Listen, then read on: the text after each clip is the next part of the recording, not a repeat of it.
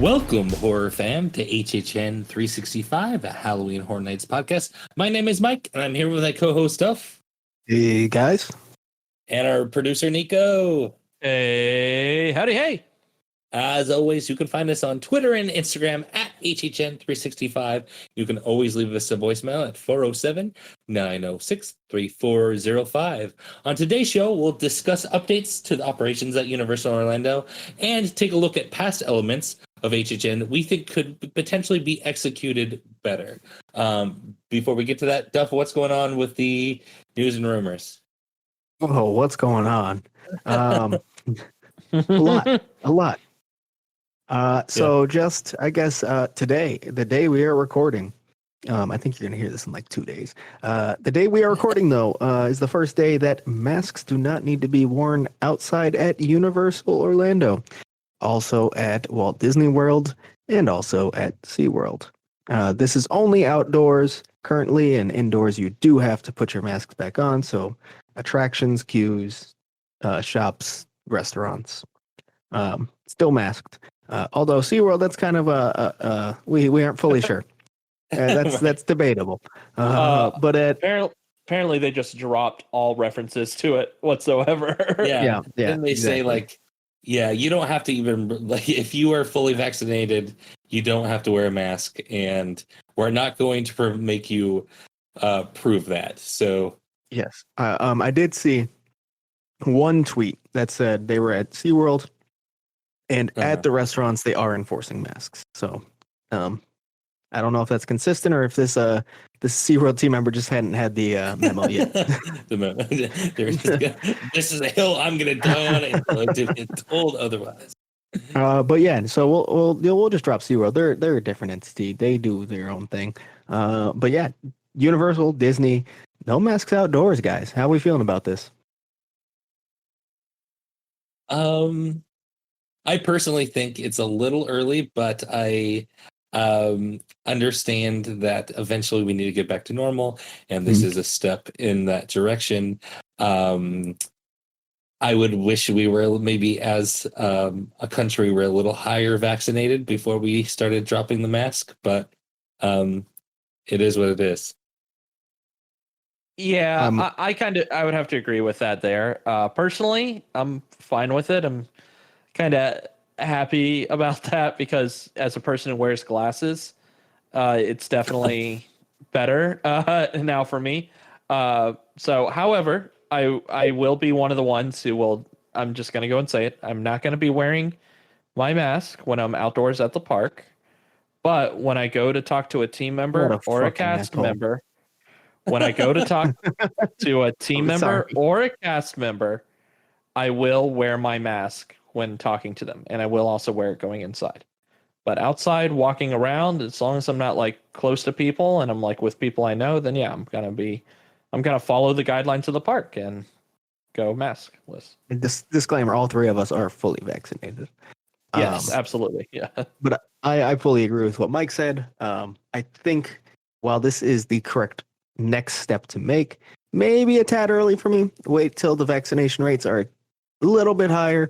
However, I will say they announced this the same day that Orange County hit 50% vaccination rate of 16 plus, which pushed us into phase 2, where one of the guidelines was outdoors, no masks. So they're following right along the lines of Orange County, Florida's guidelines. So do we possibly think that they're just going to do that and they're going to follow the county's guidelines and follow that? Because at that point, that means masks would be eliminated entirely at 70%.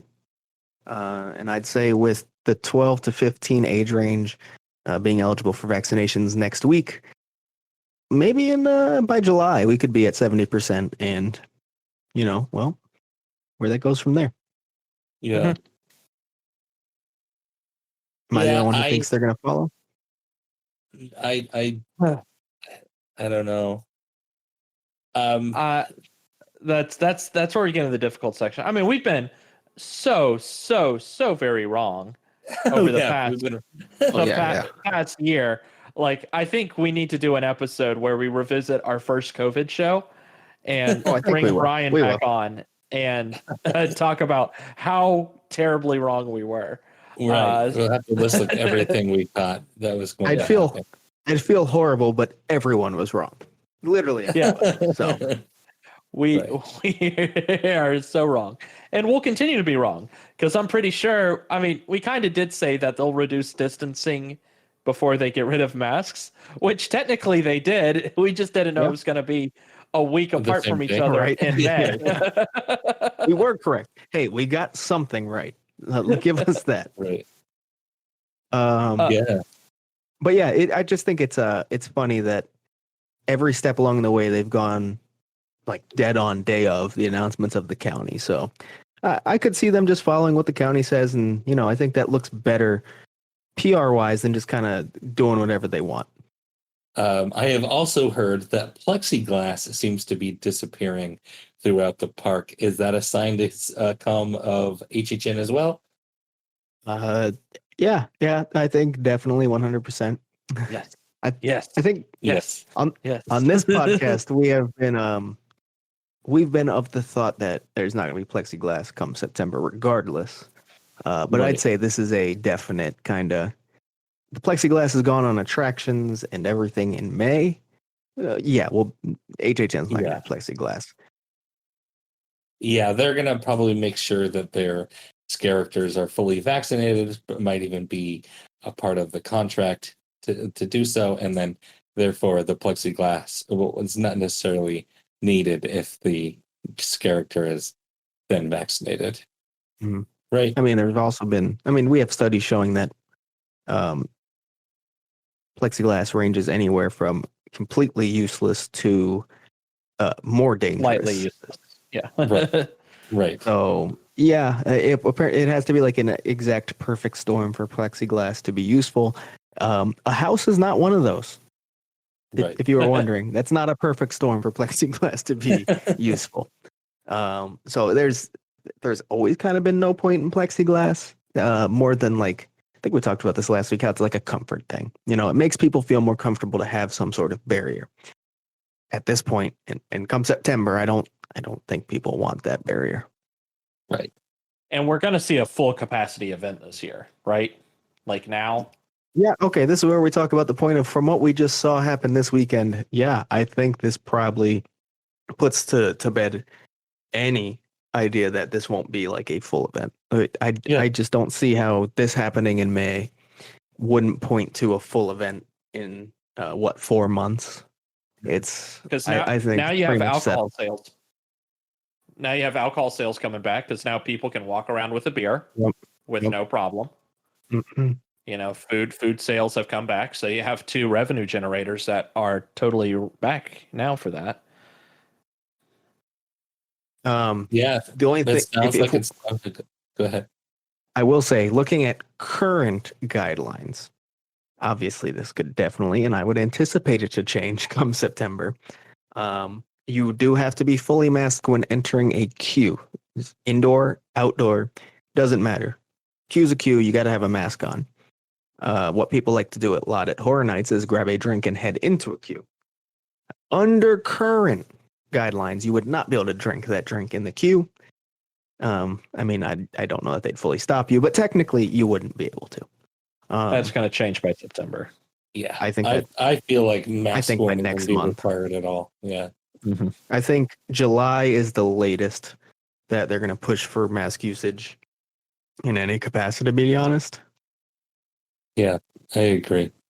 I think the next step is we see how many folks are going to be coming in from Brazil and the United Kingdom and our other, like the other. Those are actually the two biggest international and Canada. But Canada pretty much has similar vaccination rates to what we have. But I think seeing how much the increase from Brazil and Canada is going to come to Orlando for this event, or if they even come to this event, might be the only thing that might keep masks like in for the houses and the queues behind. That's the only thing I can see. I think if the country opens up to that, then there's not going to be. If the country opens to it, they're just going to let it fly, and it's not going to matter. That's true too. Yeah, And I think you'll probably be required to prove vaccination before you fly. Like, because I have a brother-in-law who's going to Hawaii, in order to fly into Hawaii, you have to prove with the airline that you have been, Yep. recently tested. And I think they will probably do similar to with vaccines. Nice. You just have to prove it. There are a few European countries who have also announced recently that's going to be the case, and they're opening it up now. So yeah, I think come September, vaccination proof for international travel will probably still be a thing. So I don't think that'll affect mask usage at a theme park at that point. Right. Good. Again, I think, as we always state, for better or for worse, this is what we're looking at. And this is just kind of how we think things are going to go, and not necessarily what we believe should or shouldn't happen. But I think it's the writing's on the wall, right? Mm-hmm. Yeah, I think so. I think it's, for the most part, we should be, back to normal and good to go. And hopefully we don't have to speculate about it much anymore. Yeah. I'm hoping the next speculation will be the one where it's just done. It's over. Yeah. And I don't know how much else we could have to say about this issue, as we've talked about it for almost the entire existence of this podcast's life. I'm sure our listeners are ready for us to stop being terribly wrong about what they're going to do with COVID-19. I will say, I think we're pretty right about this one. I think this is all laid out well for us to actually say what's going to happen. This is the first time where we can go, okay, I see what they're doing. Yeah. If you would have asked me in October that we would be maskless outdoors in the parks by May 15th, I would have thought you were crazy. Like it's insane how far we've made it to this point, and like how quickly we've made it to this point. I would have for sure thought July was going to be like the month. If we had a better start to the vaccination rollout, then this would have made sense. But we had a bad start and then picked up later. So regardless, yeah. I mean, this is it's early, but it's well before September, and it always was going to be. I think have we ever predicted that we weren't going to get a full HHN this year on this podcast? I don't think No, we've always been pretty confident it's going to be at least close to a full HHN this year. So we were unsure about Hollywood's event. Yeah, I think when there was a time where we thought that they were getting an HHN but we've always thought that Orlando was getting a full event. Okay, so we're in a way we've kind of got two things out of like 17,000 correct. So hey, look at that. One last thing has disappeared from entering the park, and that is temperature checks are no longer required to enter. Yeah. That's been about a week now, I believe, during our gap week while Mike was in his Wi-Fi-less homeland. Yes. But yeah, so no temperature checks outside of City Walk anymore, which is, another thing that was always pretty much useless. There was a very little chance it would assist in any form. So it's nice not to have that additional backup before the security backup. And being able to just, because, I like to park in Jurassic Park right by the connector and just walk straight through. And now I don't have to walk around a bunch of stanchions to get there. Yeah, I thought that temperature checks were kind of for show and useless anyway. They are for show. Again, just like plexiglass, it's more of a comfort thing than an actual scientific useful tool. We all enjoy the theater. I mean, when did we realize that people could be asymptomatic and still spread it and be completely have it? We learned that like a year ago. Year and a couple of months, like before the parks were way open. Oh yeah. I mean, the parks didn't open until July. Temperature checks was mostly just for show. Mm-hmm. Yeah, so that's good. Two things that weren't necessary are now gone, and that make our lives a little bit easier. The other thing, I don't know if we fully agree that it's time, but it's here, and that's what we're going to be dealing with at the parks now. I will say, best of luck to the cast members who have to deal with this transition, because guests aren't always the nicest people in the world. Yeah. Do you think we'll still get hand sanitizer before we go through the queue? I mean, before I the wonder. house. Yeah. I mean, it happened. The park was open today, and I hadn't heard anything about hand sanitizer. I do wonder if they're still giving it before attractions.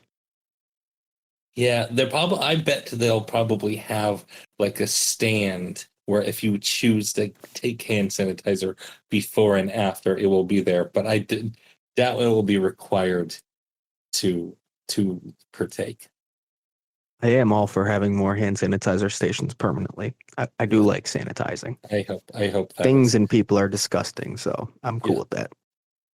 yeah. We forget that COVID-19 is not the only thing that can make you Right, sick, yeah. and moving forward, I hope as theme park enthusiasts that we work on being less gross just around each other. It would be nice, right? It was a nice not getting sick for an entire year because, I had a mask and wasn't touching shit. It was great. Loved it. All right. Well, is that that's all the news? Anything rumor wise? We basically have an idea Yeah. of what this event's going to look like, right? I think rumors are done and we're just going to start getting to announcements next. I will say I don't think that's going to be till after Velocicoaster that we're going to get announcements, but I don't see any more rumors really. Oh, so you think Popping out. they're going to hold off until Mhm. Velocicoaster is Mhm. officially open I think before we there's a start push. seeing? I think there's going to be a big push from marketing, as there already kind of is, to get people to the parks for Velocicoaster for this summer. Once you get the summer announcements out of the way, Velocicoaster, then you can get some HHN announcements going and get people trying to book for that. I think this was also a big chunk of the puzzle as well. I think, as operational standpoint, I think they were holding off announcing things just until they knew what it would look like, and so now that we have a more of an idea of what it's going to look like for based on COVID type stuff, I think we're going to start seeing announcements here pretty rapid fire. I do wonder if we're going to get kind of a ticketing announcement first, because usually that's something we would have had by now. Yeah, I sure hope so. Not necessarily all the packages and stuff, but some sort of announcement about a ticketing. Yeah. So hopefully we get that soon. We'll get that BOGO ticket again, right? Hopefully. We'll see. We'll see. I'm sure I am confident in frequent fear. I think we're definitely going to get it. Especially with most likely less tourists than usual because of limited international travel, I'm sure. That is going to be based more towards locals than a typical year, at least. Yeah, I keep going back and forth if it's going to be less or not. Like the demand for tourism is pent up. Like it is ready to go. I think. Mm-hmm. I think it's once these about to parks explode. open, yeah, I think we are going to have a very busy next 6 months or so. Like it is going to be that. Going into the summer, into the holidays. These parks are going to be packed. I agree with that. Hey, I just think with international travel going down, it not necessarily going down, but going to be tougher to travel internationally for the time being. That it's going to hurt. Not hurt. It's going to change the demographic of who's at the parks a little bit. Hey, and guess what? Since there's such a pent-up demand for tourism, every hotelier and theme park operator and everyone here in Orlando, now is your time to raise your goddamn wages and pull us out of poverty. It is your time to pay everyone a living wage here. And now's the time to do it. You can't use this as an excuse anymore. There's so many people that are going to be coming to Orlando. You must start paying people a living wage, or else we are going to get screwed here. Get screwed. Sorry. We've already been screwed here. We're going to continue to get screwed. So, but now is the chance. They are not going to have a leg to stand on. They are going to be so damn busy from this that they are going to hopefully have no choice but to pay like that. And you know what? For all those people that are still out there looking for work, my heart really goes out to y'all for that. And you know what? Y'all deserve to have a living wage. I'm glad that no one is settling for that. So keep on rocking on. This has been the leftist section of HHN 365. I agree. Don't settle. Wink. Don't settle. Yeah, no, you're completely right. For people who don't know, Orlando is if not the most, one of the lowest average incomes in the entire country, because we're so built on hospitality, which is it usually pays what, $10-12 at most as an average. So Right. yeah, there's not a lot of money in that. Per hours worked, we're more per hours worked to earn an apartment. We are more expensive than San Francisco. Pretty insane. Yeah. So now's And your our chance. rent's not even that expensive. Exactly. We just get It's paid that little. And when the majority of the base is paid that little, it brings down wages for everybody. So Domino effect. mhm.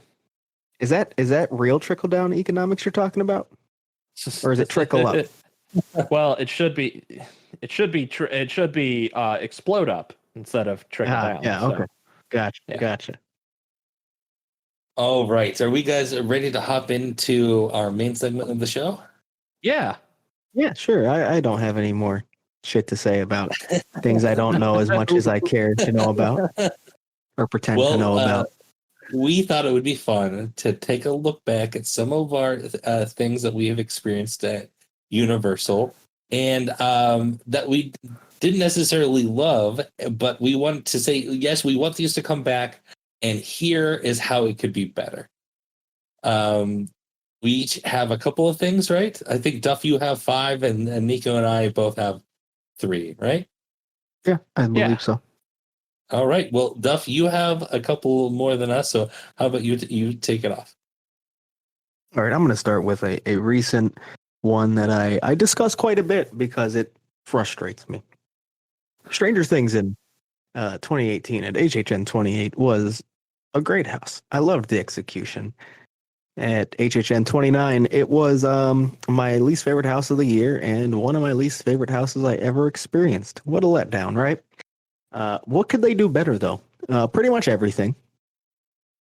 Bring it back. And what would have really done it well is just do season 2, maybe, or at least commit more to season 3 to make it more equal feeling. One of the two. Regardless, bring it back. Just do season 3. That's a great year. A lot of memorable scenes. And I mean, when you're looking at IP, what's more important than scenes that you can replicate in a house? Yeah. Also, static props in there or abundant, and that's not good. I don't enjoy that. Thank you. Let's get more scare actors in there, less strobe lights making shit look like it's moving while it's actually standing still. And then I think just having more of a focus on one season, you'd be able to tell more of a story rather than feeling kind of crammed. I don't know how much time we had to spend inside those tunnels in season 2 either, because Jesus Christ, that took up half the fucking house. I don't know what you were doing. Like, you're trying to cram 2 seasons in one, you take half the fucking house inside the same tunnel. There's a lot of things. Very confusing. Yeah, basically, there's a lot of things you could have done better. Pretty much everything about this house could have been executed better. It's a property I enjoy. It's a property that was executed well the previous year. I mean, obviously, it's not going to happen at this point because we're going to be moving on to season 4. Maybe we'll see season 4. And this, house will just be the lone terrible one in the series. I'm on the record of what I thought about this one. I actually enjoyed it, but I do agree with you that I think it would be better if they had more focus on live characters and less on static figures. I believe that is just due to the nature of what that they're trying to tell these show scenes that have very distinct characters. I know they were able to pull it off in 2018, but you can't always get the same casting. There are going to be some either you cast a bunch of girls that look like 11 or you don't, and it's not always going to happen. That you have to cast who you walk in the door. These things are set up before casting's done, so I mean, it's not like that's the reason. Yeah, do you think it was more just a that's how they made measure? it. That's how they made it. Yeah. Also, like you say that, like it's tougher to cast people who look like the kids, but like Bob, Anyone could have fucking played Bob. Nico could play Bob if he shaved. You could play Bob if he shaved. Wasn't Why is Bob he? just a dead character though? He He's was a just laying dead. there. He's a dead mannequin getting eaten by static demogorgons as strobe lights flash all over it. Why were none of them moving at all in any way? What a fucking lazy scene for such a big scene of the series. Stupid. Fucking stupid. All right. Well, At least we're passionate about stuff. it was very long. It couldn't get any longer. You could say they had. No, it was long. I don't know how they made a 10-minute house feel like it was about 2 minutes of like actual useful shit, but they did. All right. Do you have another one before we move on? Oh yeah, sure, I can. I guess the next one I'll do. I'll change it up a bit. I've always had this issue that, at least in recent or it's been a long time now. They've been recording every show, every house, full POVs, and we never get to see them. I mean, we saw on YouTube they did a few this year. I believe all Hollywood based though, where they did release POVs of houses. But why can't I just go and watch every archived Bill and Ted's Excellent Halloween Adventure? I know you recorded them all. I watched you do it. They're going to be high quality. Why can't I go watch the houses? That's all. I'm just annoyed that they record all these and that like they're not being archived for the public to be able to watch. Yeah, I do think we are going to see more HHN content coming. I think we're going to see more like specials, kind of Peacock style, like making of fear type specials where we get a lot of footage from the each individual house, or like the making of each individual house. But if we're just going to get a full POV walkthrough of the show or of the house, I don't know if that's coming. It would only come if they thought they could make money from it. I mean, it already exists. Just throw it on Peacock or on YouTube. I was going to say YouTube would be honestly more likely to see it, because that is something they could monetize. Yeah, I mean, but it's something you already have. Honestly, for a company that big, I don't know if they would. They actually care about that. They care about. Oh no, that's they don't care about it. That's the thing. Maybe a little fan service is nice every now and then, though. Yeah. I agree with that. And it is really annoying to know that, these are professionally filmed and then nothing comes of it. Like, it's like, why even do it? Like, I mean, I know you have it for their own posterity for that. And it's the same thing like on Broadway. Like, why don't they film shows like, after the run is done, then you can release it. And then that's another revenue. Well, they stream. do film shows. They're like very but similar not as much as they used to. And like, if any like new casting comes in, it would be good to see that. Like if you get a big star, like in one of the shows and stuff like that, it would be great to see, different styles of that. And like you can see it with this cast, or you could see it with this one. So yeah, like with the availability of content and, how like they want to keep adding more and more to all these streaming services. And yeah, this is a home run that they could easily do. I mean, you could easily convince some HHN fans who don't already have Peacock to buy Peacock and forget that they have Peacock, and it just comes out of their bank account every month. Yeah, I agree. I wish they would do it. All right. Well, Nico, do you want to go next? Yeah, sure. I'll mention one of the things here. So, I did like this house last year, but I thought with a property that's this big, I felt like they could have done something more or could have done something a little bit better. And that's Ghostbusters. While I think they executed the house well, I don't know. I think I would have loved to see like a Ghostbusters show again, because I think that's very classic Universal Studios. So, and I think a lot of people like the gripes that they had about Ghostbusters, I think could have been solved in like a stage show. And like a stage show featuring Ghostbusters would be incredible. So that would be amazing. Yeah. I would love to have the fun, lighthearted comedy show come back. Yeah, exactly. And Ghostbusters would be a great way to do it. you could still be spooky, you could still have that, and it could have been an original story too, like featuring like the Ghostbusters. So I don't know if maybe that was the reason why it was like, Columbia was like, no, you can't do this with the Ghostbusters. It has to be the story and nothing else. And it's like, well, maybe we want to do more with it. Mhm. So I would have loved to see maybe some more, and like to just see them like pull out like pull like the set apart in the back, and the Stay Puft Marshmallow Man comes out. Like they could have easily like done. I mean, not easily. That would have been very tricky to do, but it would have been great to see this maybe as a stage show instead. And I think that would have drawn a lot of people in, and I think a lot more people that would have drawn people to see the shows more than Academy of Villains. This would have been something that's more, popular to the whole masses. Because like I didn't want to see Academy of Villains because I'm like, oh, it's just dancers. I just want to go and see the other stuff. I mean, sorry, go ahead and attack me for like I know I do respect people who like the dancing arts. It's just not what I wanted to see at Halloween Horror Nights. So Yeah, I love it because I think not having Bill and Ted or Rocky Horror or some sort of, like Mike said, like a light-hearted type show takes away some balance you had from the event. It's a hunt at the end of the day with houses that are meant to scare you. It's nice to have something to potentially break that up. Typically, a show is the best way to do that, and that's been missing for a couple of years now. And I think that would have been a great solution, and maybe missed opportunity, you could say. Although, I mean, I'm sure they were happy to do the house. yeah, I think Ghostbusters is actually would be a perfect similar to Bill and Ted's, where you could do like a lighthearted look back at like this last year's popular culture. Like that type of Ghostbusters could slot into what Bill and Ted's did like perfectly. You got your standard characters that come back every year, and they're gonna defeat some sort of villain that could be linked to pop culture along the way.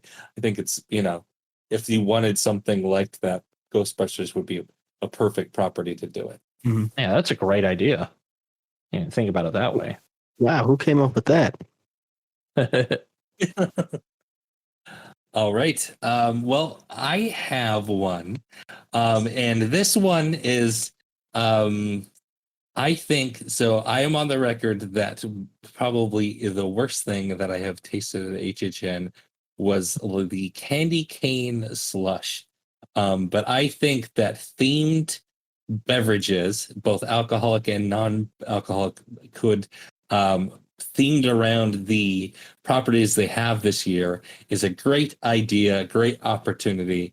It was utilized pretty terribly with the candy corn one and the waffles one that they had about Strangers Thing. But I think that it could be done a lot better if you tried. I would love to see themed slushies and alcoholic beverages come back. I think I'm not alone saying that the no beverage options at the event could use some tweaking. And you have a layup this year, a Beetlejuice, like perfect, like serve Beetlejuice. Yeah. I remember your face when you took that first sip of the waffles and syrup slushy. Pure disgust. You looked like you were going to vomit. It was not good. It was not good. I then took a sip and agreed. Yes, it was not good. It was atrocious. I'm pretty sure that did get thrown out. It did. I think I tried to have a couple more, just because I'm super frugal. But I couldn't do it. I ended up throwing it. Yeah, it's not worth it. I'd waste the money, waste the ingredients. That thing was an atrocity. Two out of the three HHN light drinks were better. But I mean, we can definitely we need to also have some more non-alcoholic, drinks for offering there as well. Yeah. So yeah, like a special butter beer, Universal Creative has done a good job with some of their drinks over the years, like especially with butter beer and all the different variations of that. So hopefully, maybe they can top themselves. I would love to see that. They could. One of my things that my unnamed Homeland Wi-Fi list Homeland does really well is We have like these little soda stands at my unnamed Wi-Fi-less homeland, and I think like they utilize like sodas and Turini syrups where you just mix them together and make these delicious drinks. I think that's something that HHN could do, is just utilize different flavored syrups, and you could come up with silly names and fun names, and you offer all sorts of different types of drinks. Yeah, and then you can always add alcohol to any of the non-alcoholic drinks that you make. Exactly. So, True. yeah. It's true. Come on, Sounds free like such an ideas, easy task. creative. Come on. And while we're at it, I'm just gonna add on to this. This isn't one of my things, but like, can we stop making the cocktails so sugary? Just like a little less sugary, please, please. I can't agree with that. Nico, No, I'm putting my foot down. More sugar. Nico would like just drop just a sugar packet in. He's like, "Ooh, I need to add some more sugar to this." I can taste the Saturn. gin. Oh no. Don't worry, you can't. You I was can't. going to say, you're the first person to ever say that they could taste alcohol in a Halloween Horror Nights drink. I am. I think I might be. All right. Well, moving on. I think the next one I'm going to go with kind of ties into what Nico just said before, sort of. It is talking about shows. And there was a show in 2018 at HHN 28 by the Redacted Dance Company called Cyberpunk, which, oh my God, that aesthetic is perfect for me. That's what I'm looking for in a show.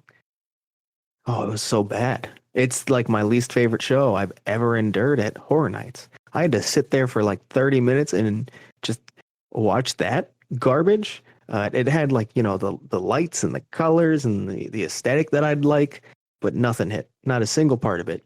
So basically all I'm asking is give me a cyberpunk style show again. I'd do it well. That's all. I really have nothing else to add. I just am very salty that Cyberpunk was something I did not enjoy at all. And I think most people would kind of agree. A lot of people did not like that show. I'd say everyone would at least say it was AOV's worst show they had at Horror Nights. But it had the coolest aesthetic, which sucks. So give me that again, even though I think the 80s are done at Horror Nights, but I don't care. Bring it back. Give it to me. Yeah. I want it. It's a very like synthwave meets Terminator type thing, and what's not to love except the actual show? Yeah, I am on the record that I think this aesthetic would be amazing in a house. I want a walkthrough attraction with this aesthetic. Doesn't you can still have a fun jump scary type haunted house without having it to be themed around goblins and goblins. I just channeled my Jay-Z there for a second. All right. Who is next? Nico? Yeah. So kind of what we were saying earlier. This kind of relates to what we said earlier, that we probably are going to get a normal HHN this year. I'm hoping one thing that we experienced at HHN Light will stick around that I experienced at HHN 2019 a lot, which was getting rushed through the houses, or a term that I think we use. I don't know if anybody else uses it. Everyone uses it. Everyone uses it? Okay. Because I've heard y'all use it and I've just taken it from y'all. Is conga lines.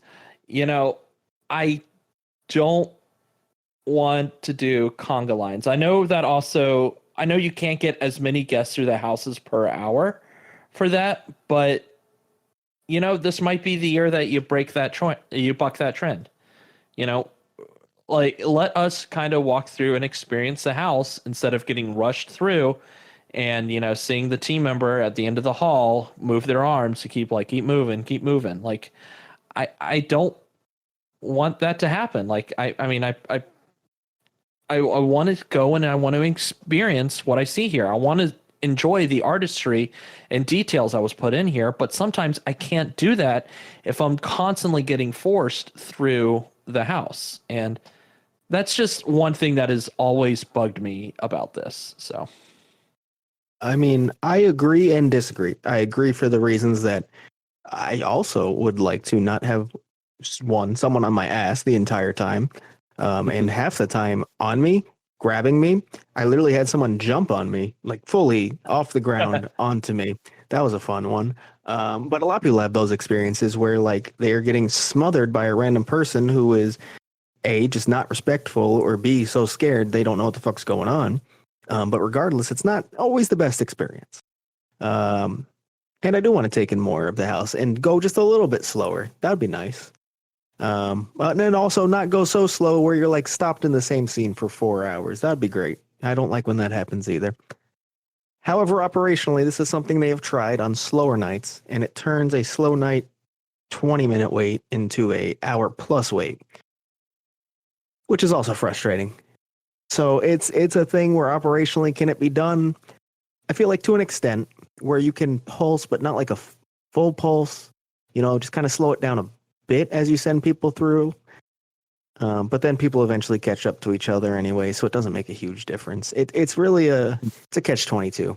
It's really tough. And as much as a guest I want to experience not going through in a conga line, I understand why they have to do it for an event that's this popular. yeah. Yeah. I mean, obviously I prefer no conga line over conga line, but to me it doesn't bother me too much. Not enough to have 3 times the long waits. I would rather try to get in as many houses as possible, especially as someone who has a limited amount of times he can go to the event. I would rather go through these houses multiple times than go in with no one, going in by myself with no one around me. Yeah. All fair All points. right. But I do actually have a solution to your problem, Nico.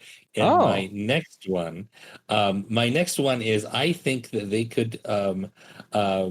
It's kind of well on the record that the repository type of extra ticketed event was something that did not work very well. I personally didn't get to experience it, but it's pretty much known that it did not do very well. But I think that if you kind of focus on what HHN Japan has done in the past and making these long kind of experience type haunted houses where you kind of can wander and you can talk to people and you can solve the mystery of the house, that you could do some sort of extra ticketed type event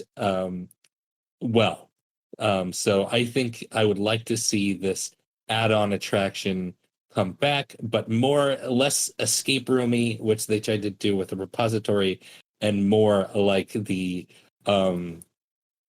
Japan's like Hotel Abbott or whatever they call Hotel Albert, I believe is what it was called a couple of years. Yeah, no, I agree. I think there's a market for like an HHN escape room, guided experience, yeah, whatever it may exactly be. I think there's the opportunity to make that work and make a little more money on the side too. Obviously, repository was kind of a failure, but I mean, it doesn't have to be this AR escape room combination. I think it could be so much simpler. Like you said, Japan's so much simpler, even though people sign NDAs and we don't know exactly what happens in there. We have I a do know relative that idea of we have an idea. We have an idea. It's kind of like a who done it almost too.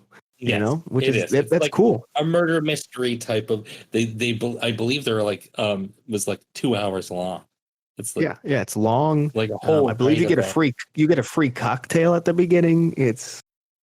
But all it takes is a couple team members to curate the experience, and you're getting a shit ton of revenue, and it seems like people love it. So I mean, it sounds like Yeah. easy money, something that people should enjoy if you put just a little bit of effort in, and don't try to go overboard with the AR. It's not necessary. I think it's a great idea. Yeah, and it doesn't have to be like puzzles you have to solve or escape room type of things. And like you said, you can totally skip the AR aspect of it. You can do something like this, and I think it would be really well. Mhm. All right. Am I next, I guess? I guess so. Yeah, Yeah. if we're gonna go back around. All right. So my next one is one that I've always thought would work very well, and they have tried it.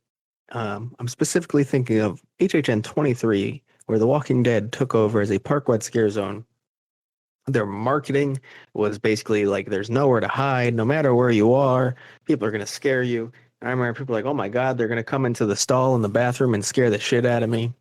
I remember people like terrified of the concept. Yeah. Um, Yeah. it turned out to just kind of be a mess. Yeah. Like they still had certain like scare zone locations, but like also there were like the outer areas where they still had scare actors, sort of sometimes, occasionally. It was basically like it always is, that occasionally scare actors would flow over though. It wasn't enjoyable. One, because it was all The Walking Dead. That doesn't help, obviously. But two, because it really didn't live up to what it was pitching to you. There wasn't like this intensity every single place you go in the park. There were places to hide. There are plenty of places to hide, actually, pretty much anywhere you can now. I do like the Right. concept of not limiting scare actors to scare zones in general, and I'd like to see that explored more, though, however. So maybe that's just taking the scare zone concept as is and extending their reaches so there's not really a large separation area. I don't Yeah. know if they don't want to do that potentially for guests who want the experience of hiding somewhere and being safe in a certain area of the park. That could actually be a factor. But as someone who enjoys scare zones and doesn't enjoy necessarily going through the areas that don't have scare actors, I'd love to have them everywhere. That'd be great. To always have to be on lookout would be a fun experience. Yeah, I think the park-wide scare zone could definitely be utilized well. I think if we ever see, I don't know if we will, but if we ever see an icon back and have like a very story-driven type event, again, very similar to like Terra Correntis, where you have themed areas of the park, but you could just kind of expand over the entire park, where you're kind of in that land. I think that would be a great way to utilize it. And we've also seen another way where it wasn't utilized great, and that was like the roaming hordes. I think Mhm. that was honestly a worse example than the uh, Walking Dead years, because Walking Dead, you did kind of turned into like, you still had your standard areas. They were just all Mhm. kind of like themed to like, oh, this is the area of the Walking Dead. Like, here's the camp, or here's the I don't know the Walking Dead, but I remember there was like a survivors camp area and things like that. Yeah, no, I think, but that's why I specifically was looking at HHN 23 is because I think you could still have the defined areas fully. I don't even want to talk about when it wasn't defined and people just ran around aimlessly. That's even worse The to me. roaming hordes one. Yeah, I think Yes, that's that was, horrible. yeah, I like having that your was still pretty. defined scare zone areas. Just don't necessarily limit scare actors to those areas, or extend them so far that there are no gaps or very little gaps between scare zones. Okay, so yours is like, you just want like, there's no, you can be scared anywhere. There's no Correct. free space. There's scare zones, but there's no safe spaces. Yeah, take the whole "there's nowhere to hide" thing and actually make it true. Okay, so just limit it to basically make like so many scare zones that they all kind of either blend together or separate areas, that there's literally no place Yeah, to hide. exactly. And then have it apply to your hotel room at the Hard Rock. Right. At 2 in the morning. Yeah, 2 in the morning. You turn on your shower and you're shocked by the A color scare of actor will follow you home. all right, Nico, I believe you have one more. Yeah, and that's funny that Duff kind of mentioned that, because that Oh, kind of God. rolls into mine about having a park wide scare zone. Um, and I think I've mentioned this before on the podcast, but I think this is a great way to help spread out the crowds, because we know the crowds are usually an issue there because, everybody wants to do the houses, while the attractions, though, are kind of just like left the same. I will propose once again is that they need to do some plus ups during HHN to the attractions, such as a custom film at, Fallon during that time, which, they could easily just flip the switch and do that. Putting like characters like in the queue for Mummy, having like spooky music on Rip Ride Rocket, and, maybe do like, I mean, I know that this would never happen now, but like it would be fun to like have a Treehouse of Horror ride for The Simpsons instead. You just turn the switch and you have a Treehouse of Horror type attraction there. So I don't that know. would be cool. Yeah, I just think that it's just wasted space, especially like not putting characters in the queue of Mummy. I think it's just a slam dunk, and I think people would do that, and I think there would be a little bit more demand for the rides at that point, and that would take people away from other parts of the event if they would, maybe put a little bit of effort into the attractions and like add special things here, because you could also do that for the queue of Rip Ride Rocket. Like you could like easily put up some like, cardboard, some paneling in the queue of Rip Ride Rocket and like create little boo holes and stuff while you're waiting in line there. So I don't know. I think it's a missed opportunity that they could definitely plus up. I definitely think it would enhance the experience, and like you said, even potentially be a people eater, and help spread out crowds. What if Mummy went from its normal 15, 30-minute wait during Horror Nights to 45 to an hour? The amount of people that's eating that's taking out of queues for houses, that helps a lot. So not only does it have the appeal of, everyone would love to see a different experience in an attraction, but also operationally, it's a great thing. Yeah, no, I agree. I think it would be really cool. I don't know if it would ever happen, but I think it would be really cool. I might be going crazy, but correct me if I'm wrong, Duff, but I believe I have seen that kind of stilt walker mummy guy out during HHN. Am I going crazy, or have you ever seen him at HHN, Duff? During When HHN, they've had like the stilt walker mummy guy kind of around the entrance of the Mummy. There is a casting call for stilt walkers for this year's HHN. I mean, there's always stilt walkers. There's always stilt. You know what I I'm didn't see talking them about last when year. there's like the stilt walker mummy guy. You could be right, but I cannot specifically recall seeing him during Horror Nights, like at the queue or anything. I think I have. I've seen him outside of Horror Nights so many times that I might just be making that up. But I think I'm not sure. You could be right. You could be right. I just can't recall. They used to bring him out and put him in. Then again, I don't ride the rides too often during HHN, so he could be in the queue for all we know. I don't think that's the case. We would have at least heard of, and I do ride it. If I ride anything at Horror Nights, it's probably the Mummy. It's the Mummy, yeah. I believe we did ride Men in Black that one time. Yes, we did. Was that the night we still also somehow managed to hit 9 houses in like 2 hours? Yeah, we did. I think we did all 10. Did we do all 10? We did all 10 and we rode Men in Black. Yeah, it wasn't actually 2 hours, but we didn't arrive till like 10 p.m. and we still like did all 10 houses. It was insane. Yeah. Wow. That was great. All right. I have one more. Duff, do you have one more? I have one more. Okay. So I will do mine and then I'll let you finish it off. So mine is kind of, as a general rule, I think 3D houses could be done better. They're kind of, for whatever reason, usually not, kind of weak. And I think that's because 3D houses is usually a way that they can kind of skimp on characters and special effects and just kind of use the idea of 3D to disorient you and make it a fun experience and bright and colorful. And then you kind of skimp on the other things.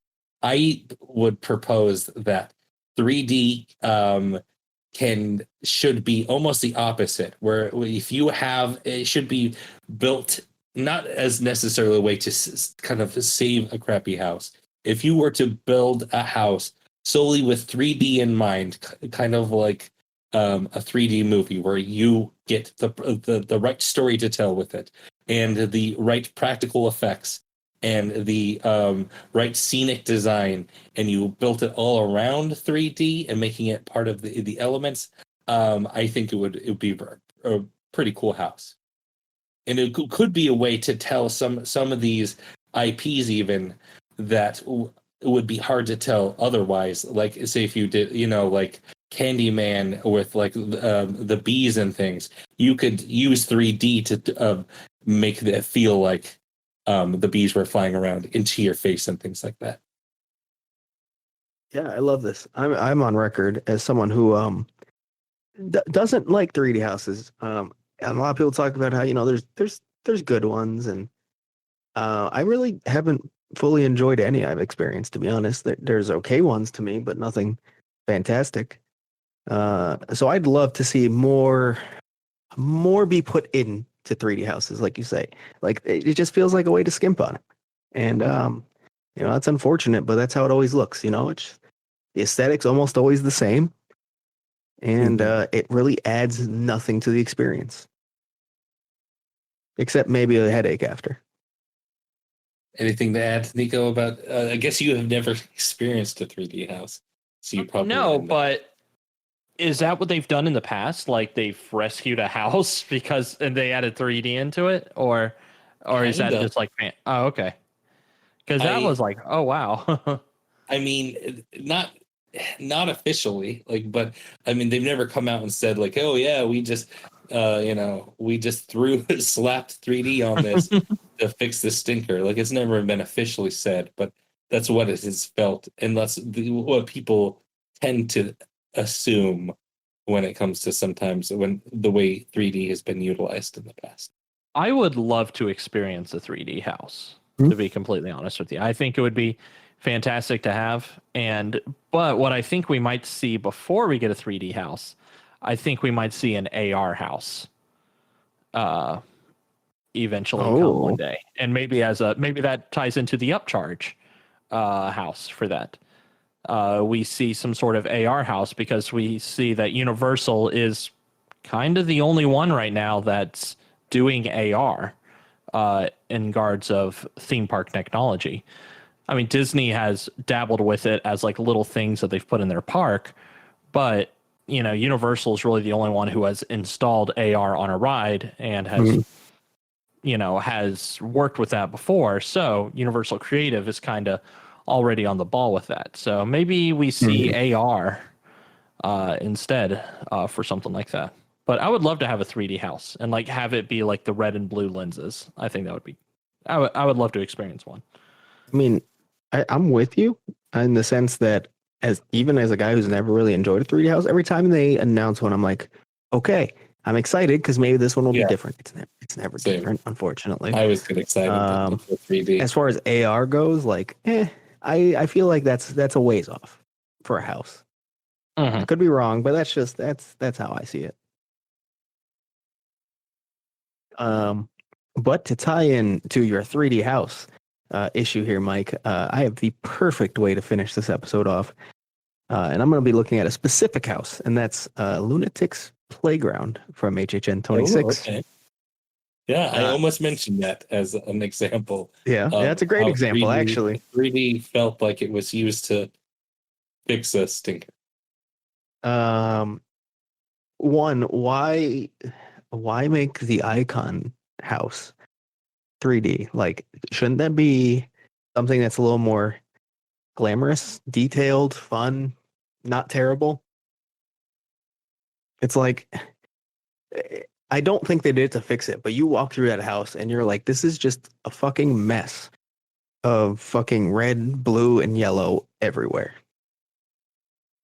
It made no sense towards Chance's story, why 3D would fit in at all. The aesthetic was so far off. even from what you saw in the marketing and from her scare zone that year, it had nothing to do with chance. It was just not only a poorly executed house, but a house that had nothing to do with its subject matter. Um, Even the facade told a completely different story to what you go into when you go inside, and it was one, terrible, and two, very disappointing. And I will always resent that house because I enjoy Chance as an icon, and I think the house was so bad it actually hurts Chance as an icon. So sucks. And I think what you could do better is just fucking not make it 3D and put in the actual work to make it a decent house instead of taking the easy way out.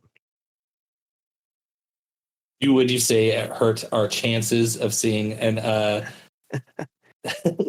seeing Chance back or seeing I think Icon back?